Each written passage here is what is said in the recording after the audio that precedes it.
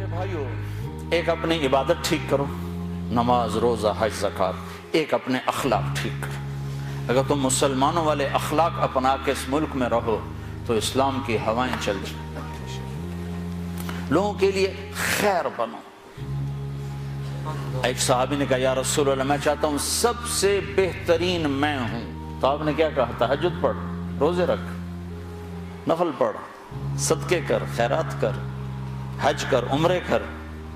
آپ نے فرمایا لوگوں کی خدمت کر، تو سب سے بہترین انسان۔ اچھے اخلاق۔ ایک نے کہا یا رسول اللہ میں چاہتا ہوں میرا ایمان کامل ہو جائے، مکمل ہو جائے، تو آپ نے فرمایا تو اپنے اخلاق اچھے کر، تیرا ایمان مکمل ہو جائے گا۔ تو بھائیو، نماز روزے والے تو بہت سے مل جاتے ہیں، داڑھی پگڑی والے بھی بہت سے مل جاتے ہیں، اخلاق والے کوئی نہیں ملتے۔ معاف کرنے والوں سے دنیا خالی ہوگی، درگزر کرنے والوں سے دنیا خالی ہوگی۔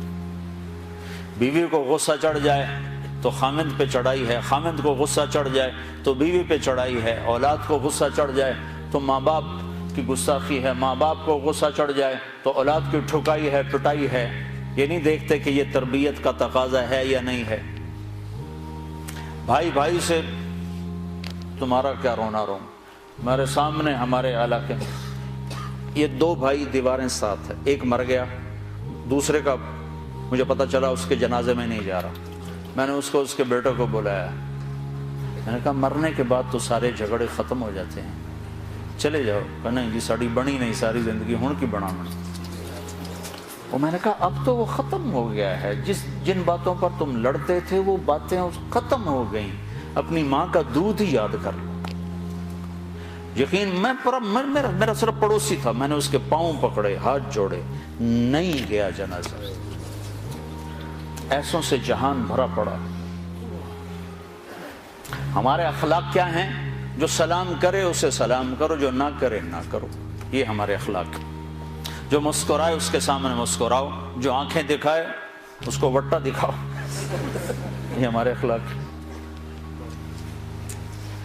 آپ نے ارشاد فرمایا ساری زندگی کے تہجد گزار اور سارے دن کے روزے دار سے آگے نکل جائے گا اچھے اخلاق والا۔ چونکہ یہ مارکیٹ میں سودا ہے نہیں۔ اور سارے اخلاق کا نچوڑ ایک چیز بتاتا ہوں، یہ زبان قابو میں رکھو، سارے اخلاق قابو میں آ جائیں گے۔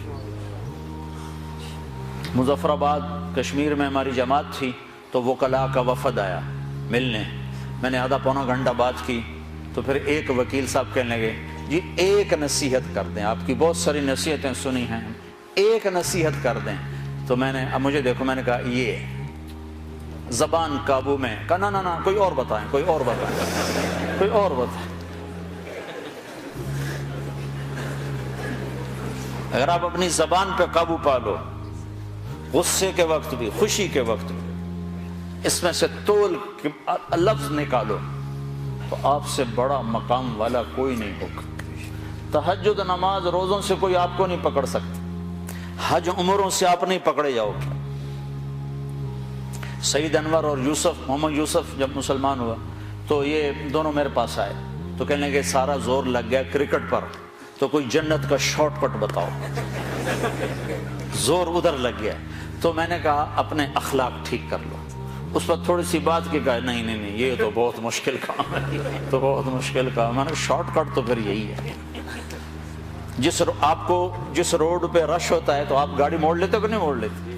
اب وہ پہلے کو کمپیوٹر بھی بتا دیتا ہے ادھر نہ جاؤ، ادھر ٹریفک بلاک ہے، تو آپ خالی روڈ جب ہوتی ہے تو آپ گاڑی بھگاتے ہو، راستہ کھلا ہے بھگاؤ جتنی بھگا سکتے ہو۔ تو میں یہ مثال دیا کرتا ہوں کہ نماز کے روڈ پر بھی بہت لائن ہے، بڑی لمبی لائن لگی ہوئی ہے، روزے کا روڈ بھی بھرا ہوا ہے، حج کا روڈ بھی بھرا ہوا ہے، عمرے کا روڈ بھی بھرا ہوا ہے، علم کا روڈ بھی بھرا ہوا ہے، لکھنے پڑھنے کے روڈ بھی بھرے پڑے ہیں، اور درس قرآن درس حدیث کے روڈ بھی بھرے پڑے ہیں۔ اخلاق والا روڈ ہی خالی، بندہ ہی کوئی، نہ کوئی مرد نہ کوئی عورت۔ تمہاری سزوکی بھی ہوگی تو مرسڈیز سے آگے نکلے گی، کیونکہ وہ تو کھڑی ہوئی ہے، تمہاری جا رہی ہے، خدا کے سہارے چلی جا رہی ہے۔ نہ ڈرائیور کو خوبی نہ انجن کا کمال. ہمارے یہاں جو پرانی بسیں ہوتی نا اس کے پیچھے لکھا ہوتا ہے نہ انجن کی خوبی نہ ڈرائیور کا کمال، بس خدا کے سہارے چلی جائے. تو میرے رب کی قسم تم یہ مرد عورت اپنے اخلاق اچھے کر لو، تمہیں پکڑ کوئی نہیں سکتا.